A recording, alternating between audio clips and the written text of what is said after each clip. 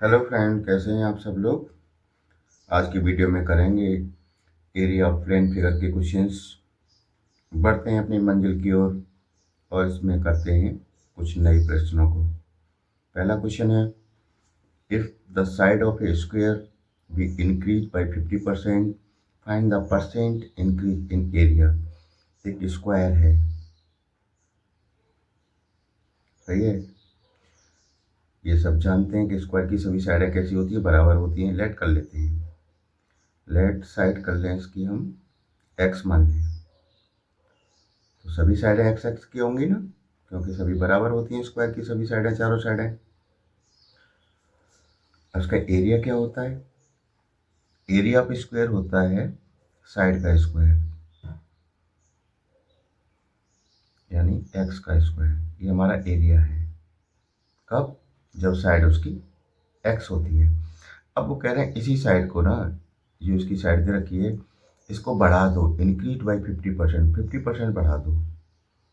तो देखें, तो इसका 50% होता कितना है?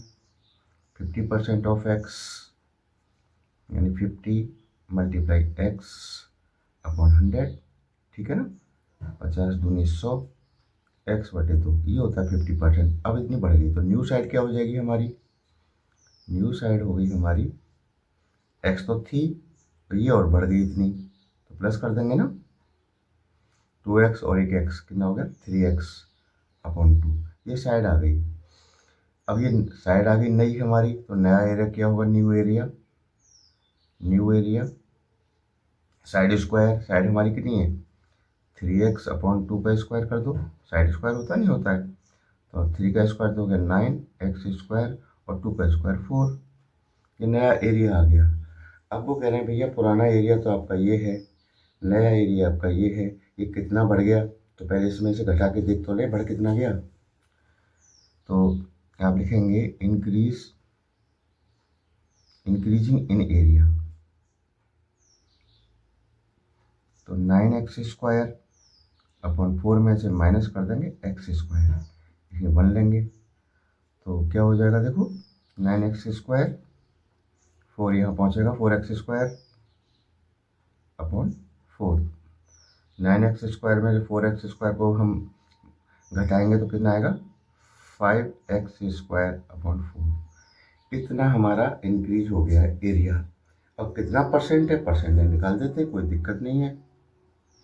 तो देखो, 5x स्क्वायर अपॉन 4, जब परसेंटेज निकालनी होती है तो 100 ऊपर आता है मल्टीप्लाई में, किसके साथ? पुराने एरिया के साथ, अपॉन एक्स स्क्वायर। इससे ये कैंसिल हो गया, 4 से कट गया कितना? 25 बार। अब 25 का गुणा 5 से, 25 पंजे 125, 125% बढ़ गया जी आपका। दैट्स इट, आपका आंसर हो गया। समझ में आ गई होगी बात। अगले प्रश्न की ओर चलते हैं। अगला प्रश्न हमें, इसमें एक फिगर दिया है, the figure A B C D is a quadrilateral in which A B is equal to C D and B C is equal to A D, find its area. ये फिगर दे रखा है, इन्होंने कहा है कि इसमें A B is equal to C D और B C is equal to A D, यानी ए बी ये वाली साइड इक्वल किसकी है? सी डी की है, और बी सी वाली साइड किसके इक्वल है? इसके इक्वल है। इसका मतलब ये क्या हो गया हमारा? ये हमारा या तो रेक्टेंगल कह सकते हैं आप इसको, जो कि अपोजिट साइड बराबर है, या पैरेललोग्राम। ये दो फिगर ऐसे होते हैं जिसमें अपोजिट साइड कैसी होती है? इक्वल होती है, ठीक है ना। और ये इसके डायगोनल्स है, इसका ये इसकी वैल्यू दे रखी है 12 और ये परपेंडिकुलर है, ये है 90। वो कह रहे हैं भैया इसका एरिया बताओ। तो रेक्टेंगल हो या पैरेललोग्राम हो, अगर इसको इसका जो डायगोनल होता है ना, इसको दो बराबर पार्टों में बांट देता है। एक तो ये वाला हिस्सा ए बी सी और एक ए डी सी, ठीक है ना। तो मैं इस वाले ट्रायंगल का एरिया निकाल दूँ, वही इस वाले ट्रायंगल का एरिया आएगा, दोनों को प्लस कर दूंगा तो पूरे फिगर का एरिया आ जाएगा। तो देखो आप लिखेंगे कैसे? एरिया ऑफ फिगर या क्वाड्रिलेटरल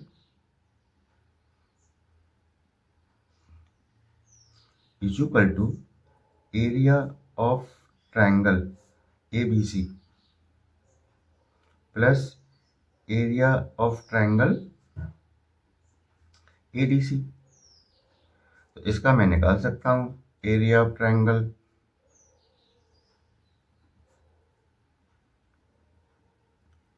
1/2 बेस इंटू एल्टीट्यूड। देखो बेस आपका क्या है 12 है, एल्टीट्यूड क्या है 3 है, तो 12 इंटू 3, 2 6 या 6 3 या 18, सही है ना। 18 सेंटीमीटर स्क्वायर आ गया एबीसी का एरिया। वही एरिया इसका होगा एडीसी का, तो इसको 2 बार प्लस कर देंगे, एरिया आ गया आपका। Area of figure is equal to 18 तो ऊपर वाले ट्रायंगल का और 18 इस वाले का, पूरे का कितना हो जाएगा 36 सेंटीमीटर स्क्वायर। लो जी, क्वेश्चन हो गया आपका, समझ में आ गया ना।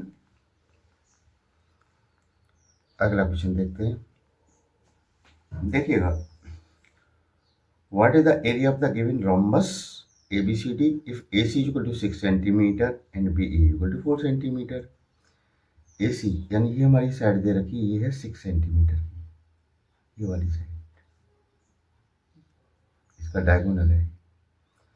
और BE, ये BE है, ये E है, BE दे रखी है हमारी 4 सेंटीमीटर, ठीक है ना। तो वो कह रहे हैं इस रोम्बस का एरिया बताओ। तो देखो, तो रोम्बस को ना ये डायगोनल दो पार्टों में डिवाइड कर रहा है, एक तो ACB और एक ADC। मैं इस वाले ट्रायंगल का मैं एरिया निकाल दूंगा, इतना ही इसका होगा, ठीक है ना, क्योंकि इसके डायगोनल्स भी रोम्बस को दो बराबर भागों में विभाजित करते हैं। तो मैं इसका एरिया निकाल लेता हूँ, वही इसका एरिया बन जाएगा, दोनों को प्लस करूंगा तो पूरे का एरिया निकल आएगा। तो आप लिखेंगे area of triangle ABC 1/2, base कितना है 6 है, देखो 6 है कि नहीं, और ये परपेंडिकुलर है, इसका एल्टीट्यूड कह सकते हैं आप इसको। तो 6 मल्टीप्लाई हाइट यानी एल्टीट्यूड कितना है 4, 2 3 जा 3 4 3 3 4 जा 12 सेंटीमीटर स्क्वायर इसका एरिया आया। तो एरिया ऑफ ट्रायंगल ADC, ये भी इतना ही होगा। ADC इसका भी एरिया कितना होगा 12 सेंटीमीटर ही तो होगा। एरिया ऑफ फिगर, यह है एरिया ऑफ रोम्बस, दोनों को प्लस कर दो, 12 + 12 यानी 24 सेंटीमीटर स्क्वायर। ये आपका आंसर हो जाता है सब। अगला क्वेश्चन देखिएगा।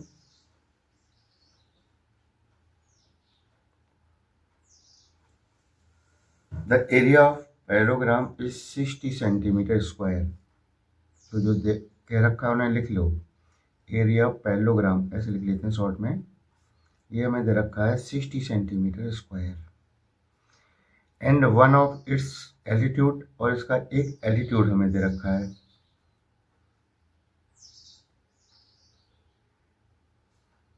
5 सेंटीमीटर।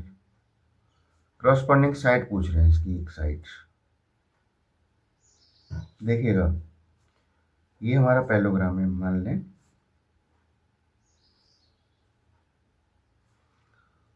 तो ये हमारी एक साइड है, ये इसका एल्टीट्यूड है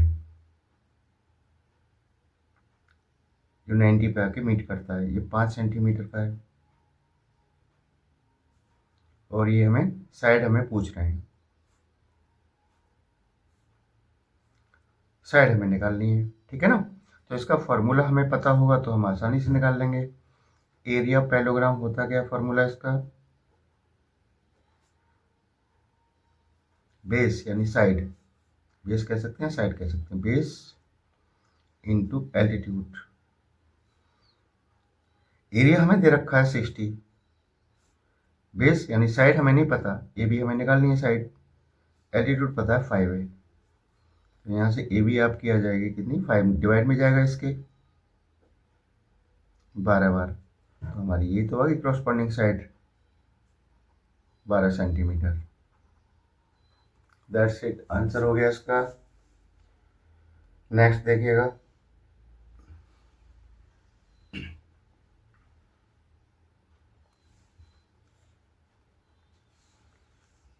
क्वेश्चन नंबर 5 कहता है if the ratio of the area of the two square is 4:1, what is the ratio of parameter. तो उसकी पैरामीटर का रेशियो क्या होगा। देखिएगा A1 मानो दे रखा है 4, ठीक है जी। एरिया ऑफ स्क्वायर A1 मान लिया मैंने पहले वाले का, 2 है ना स्क्वायर, और दूसरा दे रखा है A2 दे रखा है आपका कितना 1। इनका रेशियो दे रखा है इन्होंने A1/A2 4/1। अच्छा एरिया ऑफ स्क्वायर होता क्या है, A1/A2 इज इक्वल टू होता है साइड का स्क्वायर तो होता है, यानी पहले वाले की साइड A1 है का स्क्वायर अपॉन दूसरी साइड हमने A2 मान ली, ठीक है ना। ये हमें ये हमें दे रखा है 4/1। तो जब इसका स्क्वायर हटाएंगे दोनों का, सामने वालों का स्क्वायर रूट लेंगे, तो A1/A2 हमारी निकल के आ जाती है 2/1। इसका स्क्वायर रूट 2 ही तो आएगा, 1 का तो 1 ही हो गया। तो A1 यानी पहले वाले की साइड कितनी आ गई 2, दूसरे वाले की आ गई 1। इनका पैरामीटर निकाल दो, तो P1 निकाल दो पहले वाले का, 4 इंटू साइड होता है, साइड कितनी आपकी 2 है, तो कितना हो जाएगा 8। P2 निकाल दो, 4 इंटू साइड, साइड कितनी है 1 है सेकंड वाले की, ये आ गया 4।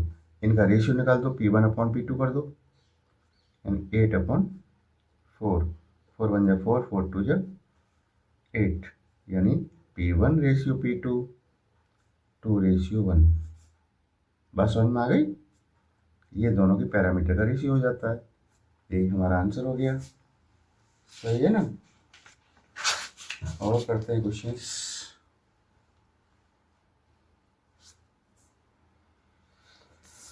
देखिएगा question number next, the length of a rectangle is 2 centimeter more than its breadth and its parameter is 48, find its area।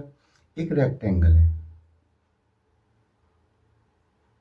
वो ये कह रहे हैं कि इसकी जो लंबाई है ना, लेंथ है, वो इसके ब्रेथ से क्या 2 सेंटीमीटर ज़्यादा है। तो लेट कर लें हम ब्रेथ को x, तो ये लेंथ क्या हो जाएगी 2 सेंटीमीटर मोर है ना, x+2 हो गई। बात समझ में आ गई ना। अच्छा पैरामीटर का फॉर्मूला क्या होता है 2l+b, ये तो होता है। पैरामीटर दे रखा है इसका कितना 48 है, मैंने 48 ले लिया जी। 2 लेंथ मेरी क्या है x+2 है, प्लस ब्रेथ हमारी कितनी है x है। सॉल्व करो, 2 को नीचे दे दो, इसके 2 नीचे ही आएगा, याद रखना इसको, है ना। तो 2 से डिवाइड कर देंगे, 2 2 जा और 2 4 जा। अंदर क्या हो गया इस ब्रैकेट के अंदर, x और x कितना हो गया 2x, और ये प्लस का 2। इस 2 को इधर लाएंगे, माइनस का हो जाएगा इधर आके ना, घट जाएगा ना। तो 24 इधर है, ये इधर आके माइनस का हो गया 2, इधर 2x बचेगा, ये आपका ये हो गया 22 इज इक्वल टू 2x। तो x हम निकालेंगे तो क्या होगा, ये 2 कहाँ पहुँचेगा इसके नीचे, 22/2 यानी 11। x की वैल्यू 11 आ गई आपकी। अब हमारी लेंथ आराम से निकल जाएगी। लेंथ हमारी क्या है x+2 है, x हमारी कितना है 11 आया है, 11+2 यानी 13 सेंटीमीटर। ब्रेथ हमारी कितनी, हमने x मानी है, x हमारी कितनी आई है 11 सेंटीमीटर। एरिया कितना आसान हो गया निकालना, एरिया इक्वल टू क्या होता है L/B, ये तो होता है एरिया ऑफ रेक्टेंगल, लंबाई गुणा चौड़ाई। रख दो, लेंथ आपकी कितनी है, लेंथ आपकी है आपकी 13, ये 11, 11 3 33, 3 11 11 और 3 14 सेंटीमीटर स्क्वायर। दैट्स इट, आपका आंसर हो गया। क्लियर हो गया ना। एक और क्वेश्चन कर लेते हैं जल्दी से। देखो, इन a circle of radius 42 centimeter, an arc subtend an angle of 72 degree at the center, find the length of arc। देखिए कोई, मैं इसका क्वेश्चन का तुम्हें अर्थ बताता हूँ। ये हमारा एक सर्कल है, सही है ना। एन अर्क, अर्क होता है इस सर्कमफ्रेंस का कोई पार्ट, जैसे ये पूरा सर्कमफ्रेंस है, इसका ये वाला पार्ट, ये क्या अर्क होता है। ये सेंटर पे जो, ये सेंटर इसका ये है ना, इस पे ये एंगल बना रहा है कितने का 72 डिग्री का, ये 72 डिग्री का एंगल बनना है इस अर्क के द्वारा। अर्क बड़ा हो जाएगा तो एंगल भी तो बड़ा हो जाएगा ना, ये सेंटर है आपका। ये क्या है आपकी रेडियस है, इसकी वैल्यू दे रखी है शायद, है ना, रेडियस 42, ये 42 की है, ये भी 42 की होगी, दोनों रेडियस है ना, सेंटीमीटर में है ये। लेकिन find the length of work, ये लेंथ पूछ रहा है ए और बी की, ए बी की। तो इसका फॉर्मूला याद रखना है ना, length of arc is equal to pi r theta upon 180। इसको याद रखना भैया, है ना, ये फॉर्मूला इंपॉर्टेंट फॉर्मूला है। तो रख देते हैं, इसमें लेंथ निकाल देते हैं। पाई की वैल्यू क्या होती है 22/7, आर क्या है 42 है, थीटा यानी एंगल हमारा 72 अपॉन 180। कितना आसान है, सॉल्व करना है बस, बच्चों का सा खेल है अब तो, ठीक है ना। 7 छिंगे 42 6 बार, और 6 से काट लो, 6 3 18 30 बार, और काट पीट करना है। लाओ यहाँ पे कर लेते हैं, ठीक है। 22 तो ये रह गया, और 72 ये है, नीचे 30 है ना। अब देखो 2 से कट गया 11 बार, 2 से कट गया 15 बार, और 3 से काट दो इसको, तो 5 15, और 3 दूनी 6, 3 चौक 12, इनका गुणा कर दो, 11 चौक 44 का 4 4, 22 और 4 26/5, 5 से डिवाइड मार दो इसमें, तो 55 25, कितना बचेगा 1, 5 10, 5 8 40, इतना आ गया। लेंथ ऑफ वर्क आ गई आपकी। इस फॉर्मूला को याद रखना, बहुत आसान होता है ये निकालना इसको, ठीक है ना। नेक्स्ट वीडियो में और क्वेश्चन लेंगे आपके लिए अच्छे अच्छे। Thank you.